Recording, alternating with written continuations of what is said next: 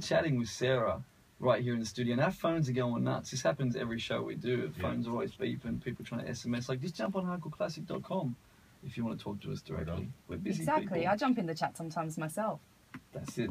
Terminator was trying to hit me up on my phone. I was like, yo, get in the chat. So let's talk Terminator. How are you feeling about the new film? I'm so super excited. I think they've made the best casting decision in the world. Continue, yeah. I thought that, yeah, definitely. Khaleesi, yeah? Yeah, it's Khaleesi Daenerys. I think it's See, I'm not a Game of Thrones person, so I was taking a big risk. I had my fingers crossed saying she's that. She's a brunette, though. So she's flipped. Khaleesi as a brunette is not as exciting as Khaleesi as a blonde, and I'm usually a brunette guy. Hey, Sarah Connor has got to be a brunette. I know, but I'm just saying, like, it's good that she's obviously got to do it, but I like her better as Khaleesi. Amelia with the dragons and stuff, right? Yeah, like she needs the dragons. Do you think Terminator needs some dragons? That's what's missing from the franchise. Put those things in there. Yeah. An interesting trailer the second trailer came out recently, in the last week. And they're flipping the whole John Connor thing. Yeah, someone actually made a really valid point. And it's ruined the surprise now. A little bit, yeah, that's a good point. That's a good point. Like, that would have just been one of those moments in film where you just would have gone like, oh my God. That's huge. That's a big break. That's the stomach drop, yeah. Yeah. You wonder if that's a weird thing to let out early. You wonder if someone... Maybe they got more in store. And speaking of more in store, we got somebody on the chat right here by the name of Trish who wants to know if you have any interstate shows on the cards. No, look, that's definitely the plan. The main plan for the moment is really getting the EP to a standard that I'm happy with before it's out, because once you put it out, you can't take it back. But I think touring is a really important way to support yourself and a way to promote your product. Definitely. So that's really an essential aspect of it as well. So look, I'm really excited. I've actually never done shows outside the state. Wow. So I would be really excited. I had thought about, maybe we could manage an East Coast tour and be able to pull that off. Sorry, Perth. But maybe we'll extend it to Adelaide. We still consider Adelaide East Coast. It's just really just Perth over there. Poor Perth, man. Poor Perth. Even Tassie's over here, you know? I hear it. Sorry, I just have to make sort of a comment to frame that laugh I made before. You don't understand the eyes and the looks Randy shoots you in the studio. Now Sarah's seeing this. It puts you off your game totally. What do you mean? What did I do? He just shot me this look that just... What kind of look was it? It was the look. It was the look. The look of love. That's it. So, yeah. You're on 2SER 107.3 FM, and we're chatting with the Hilltop Hoods 2015 APRA Initiative winner. And you also just did Unearthed for Triple J as well. What's involved with that, like just from an artist perspective? So I put my tracks up on Unearthed, which was really good. Sometimes they might take a little while to kind of get picked up, and when they do, it's really good because you connect your Twitter to it, and you get a tweet every single time you play it on the radio. So I find that exciting because I'll be like, hey, cool. I'll be sitting at work or whatever, and I'm like, yeah, I'm on digital radio, which is really nice. And then it was something that made me a little bit suspicious, but Triple J Unearthed contacted me and were like, we want you to come in to be the feature artist next week. You have to come tomorrow. And I'm like, oh, I can't come tomorrow because Friday was the public holiday. I'm like, okay, well, you should come tonight. I'm like, okay, this is very sudden. And then an hour later, Hilltop Hoods gave me a call. Ah, okay. I don't know if they're connected at all, but it was just kind of double excitement there. Triple J giving you a call. Yeah, so it would have been a really good week, man, getting those 2 phone calls. Yeah, but the good thing for artists when they are picked up as a feature artist is, I was noticing again, through the tweets that I was getting a lot of regular plays. Like I think on the first day, I had about 5 plays on radio, all about 2 hours apart. So there's really regular rotation for the artists as well. And I think it's good to keep an eye on who becomes the feature artist each week, read their interview, learn from those interviews and find out what other artists are doing. For sure. On that note, I did read that you were looking to maybe connect with some of the past winners of the initiative, just for advice and effort. Has that happened? Have you had any sort of talks with them? Yeah, I had a bit of a chat with IMD, which was really cool. Just to let you know, IMD. Not him. IMD. You are the Randy. Randy. Yeah, Yeah. that's Just okay, the D, go just the back- D. But let's back go as you back to were, as you serious were. conversation. So yeah, it was really good to have a chat with him about how his year had been. Certainly, keen to speak to other artists as well. Learning how to put out your own music, particularly if you're a solo artist, I find is really important. And it's one of those things, sometimes there's not a lot of information out there how to do that. And the people that have come forward and been able to give me a lot of advice and assistance, even just other artists in Sydney, and some from the smaller labels, I'm very grateful that they've been able to do that because it really gives you independence. Yeah, yeah. And look, this is a little bit heavy. You're one of the few female artists who have taken out the initiative. Yeah. And also there's somewhat, I think, looking at the stayfly lineup as well, a little bit of a wave happening of some really dope new female artists. I know that you connect with Madam Wu for your live sets and things like that. Big shout out to the crew. Someone did say to me last night they felt like this was the year of the female hip-hop artist. How do you feel about that? Is there a bit of a movement? Is there something you're seeing? Yeah, look, I definitely think the time is now.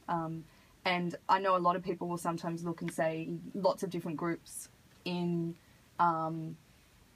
Australia have sometimes been a little bit neglected in hip-hop. And I certainly don't want to take away from any of those other groups as well that may have been pushed aside a little bit, particularly by some negative attitudes and things like that. But for me, it is an exciting time.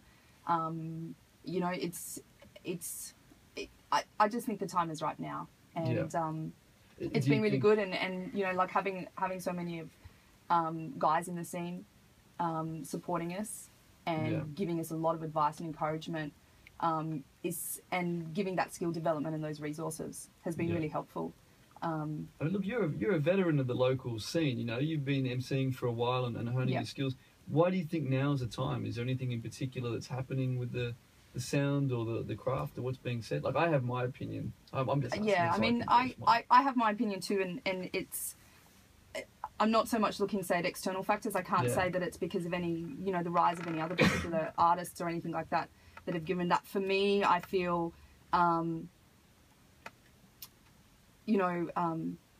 it just took time. I sometimes say maybe this is just my experience, and I certainly do not want to or say that I speak on behalf of all women out there or even all the women that I'm connected with. But for me, it took a really long time to actually learn a lot of stuff. You will find that so many women are solo artists. They're not in crews. Sometimes we're not encouraged from a young age when we're 15 or 16, to be in the bedroom or the garage with all our with all our friends, making beats and learning about samples and things like that. We're very much operating as lone wolves. And unfortunately, sometimes that can mean it can take a lot of years and you have to walk the hard road to actually build your skill. So for me, I'm really excited that there's a lot of other women out there, particularly, with what Code of Conduct have done in dropping an EP and just going on a tour as well to support that.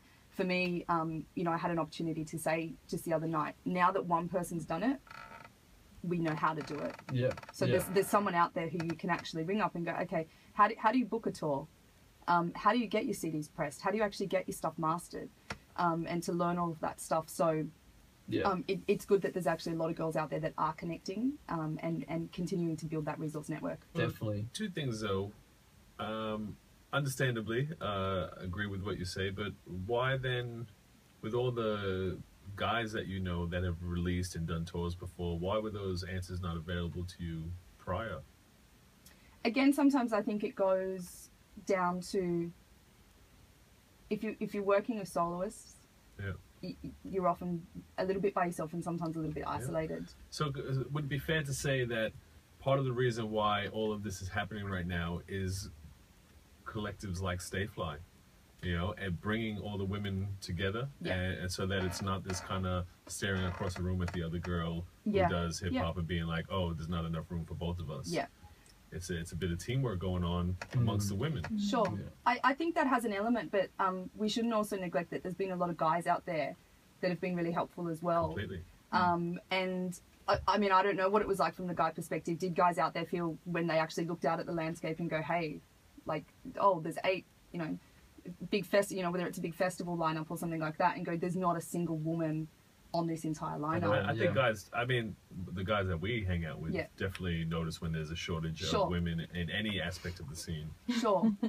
But whether, like, for me, Not like that, Izzy. I saw you laughing over there. for example, I can say, you know, the person who gave me the best advice on how to, you know, submit my application and actually how to plan a budget was a guy from the Sydney hip hop community, from one of the local labels here, who gave me the most advice actually how to do that. So I think it's... Shout him out. Shout him out. Peace, Murph. What Big up, Village. Peace, Murph? Thank you. Big up, P. Who gave me the most advice in relation to doing that. So again, I think there's also been a lot of guys out there who are willing to donate their time and their expertise and their knowledge to supporting girls get on the mic. I think from an audience perspective, pardon me, there's just an energy that, you know, there's a fresh energy, there's a certain urgency, and there's something to say. Like, I think local hip hop for the guys, you know, as an audience member, I'm tired of the same dudes, the same angry persona walking backwards and forwards with the same insecurities being voiced and all the tough projection for that. You know, last night it was people who were having fun doing music, and that's like a rare thing to get. So, and that's definitely being embraced by the female artists here. So it's really, really cool to see. Well, thank you so much for joining us on the show. You stay in the studio as well, yeah? If we have some more questions coming in for you on the chat and stuff like that, if the Terminator's still looking for you. And just in terms of that field being dominated by the boys, I'm going to play your entry for the Briggs King of the Town competition, your track Treason. Now, how many entries were there roughly? I think there was like 83. 83. Yours was the only I went on and you could like put in the hashtag or something like that, and they all came up. And I was looking through, and I was looking through to see, like, for example, I'll just come out and say it. Like, I was looking through to see whether Dawn Laird entered, or whether, you know, any of the other girls that I've, you know, known for a couple of years entered. So I'm looking through, and then I'm like, it was about the night before, and I'm like, I'm the only girl that's there. So we might have to hook up like a remix or something. That's got me hyped to hear you and